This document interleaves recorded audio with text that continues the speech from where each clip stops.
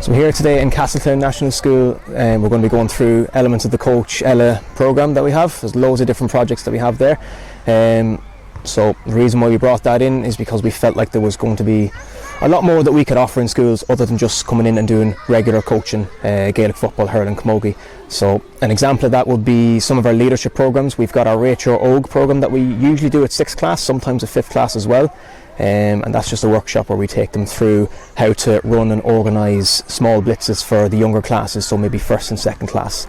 So they get a chance to referee these blitzes, they get to decide who's going to be linesmen, umpires and stuff like that. So that's another example. And then we've also got our Playground Leaders course as well.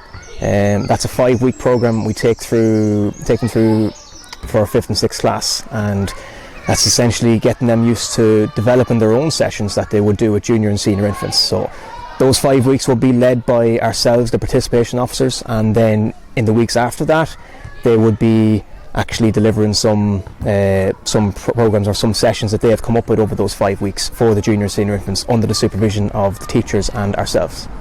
We've kind of split up a lot of our projects. So for example, we start off with junior and senior infants at Fundamental Movement Skills 1.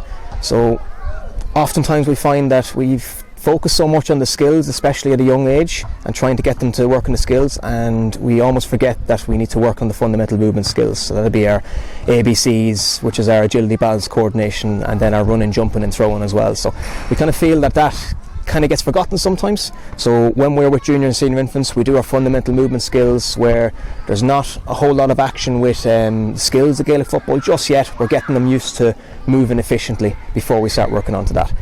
Following on from that, 1st and 2nd class, we would have our Have a Ball programme, which would be incorporating these fundamental movement skills further in the progression on them and starting to introduce the use of a ball for those as well.